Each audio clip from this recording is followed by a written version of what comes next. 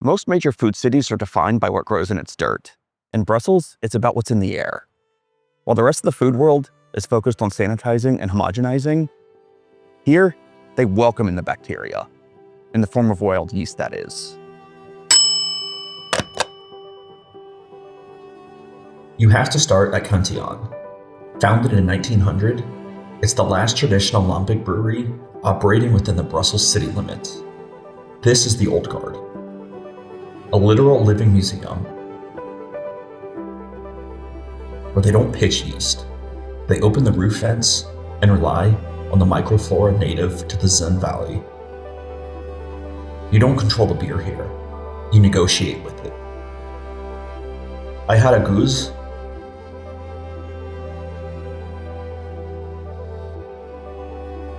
and a lambic. Funky, sharp, unapologetic. It's a taste of 20th century Brussels. Perfectly preserved in a glass. That same sour, wild profile changes completely when it hits the plate. You find a table at nüetnigenough. The name translates roughly to never enough. And it's a stubborn, tiny champion of Belgian beer gastronomy. A place that proves high-end pairings don't require white tablecloths. Iberian Botella sitting in a rich chorizo cream sauce. Beef carpaccio. And to cut right through the fat, a grape lambic from Cantillon. It's heavy, comforting, and perfectly balanced.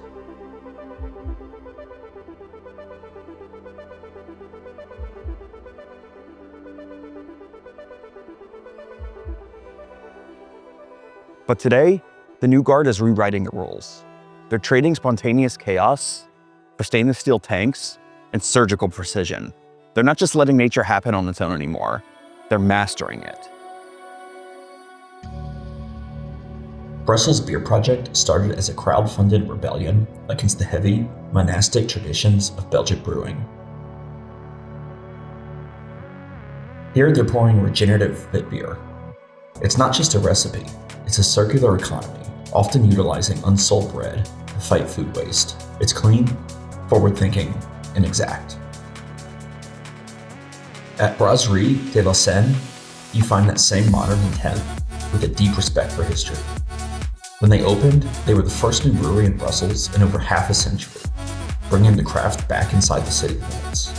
That day, they were pouring a deeply bitter, aromatic Belgian IPA, and to go alongside that, a massive cone of frites.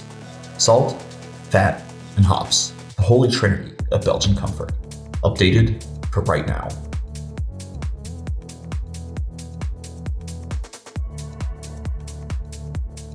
Then there's La Source, a microbrewery that operates more like a mad scientist test kitchen.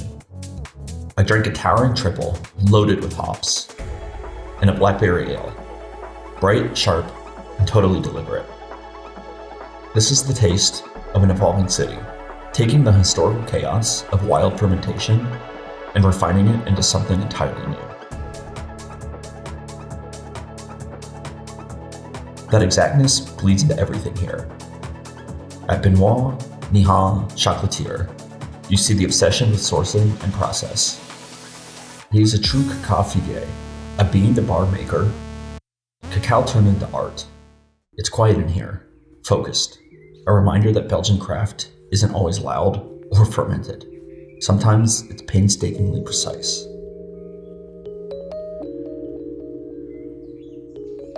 The food scene is shedding its heavy traditional skin too. Sitting near the bohemian pulse of Palate Passport, La Pénates is a blur of shared plates. Tapas, eggplant, truffle gnocchi, flambéed Portuguese chorizo that lights up the table and commands your attention. Vibrant, loud, communal food. Perfect day to sit on the patio and enjoy the scenery.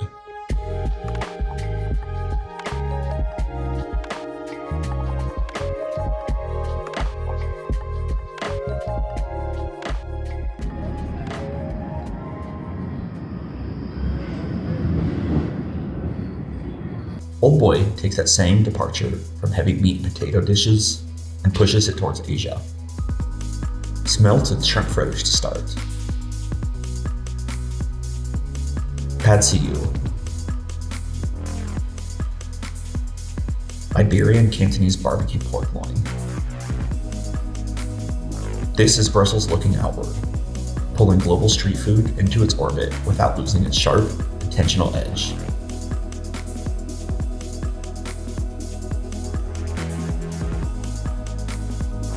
If you want to see uncompromising craft that refuses to abandon its roots, then head to Bruges.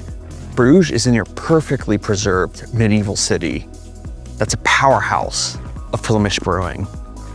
Under these ancient cobblestone streets runs a beer pipeline pumping out nearly 1,000 gallons of beer an hour. When modern-day delivery trucks began to diminish the centuries-old infrastructure, many breweries packed up and left town, but one didn't. Instead, they crowdfunded a subterranean beer artery to keep it where it belongs. It is a massive middle finger to industrial logistics, and it's flowing right under our feet. The Halve Maan has been brewing in that same spot since 1856, and they weren't about to let that end.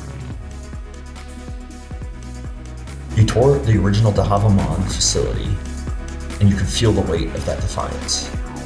The Maes family has been brewing here for 6 generations. This isn't just a brewery, it's a fortress of tradition.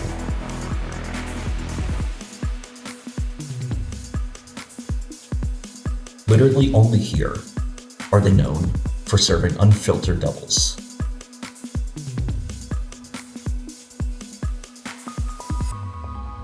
So of course I had one. A Rosé de Bruges. Earthy, complex, tastes like survival.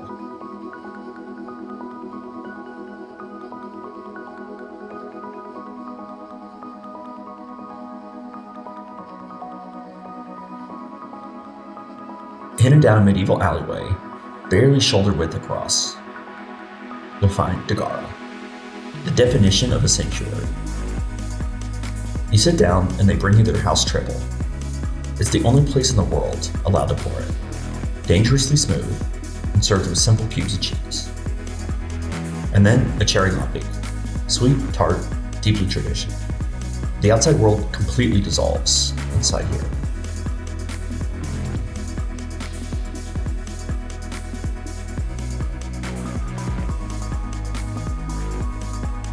You must end the journey at Cambrinus, named after the mythical king of beer. This place is unpretentious and loud, with a menu that reads like an encyclopedia of brewing. It's asparagus season, so the stuff's everywhere. I had the white asparagus, prepared classic Flemish style, and a hot dog. Simple, direct, with nothing to prove.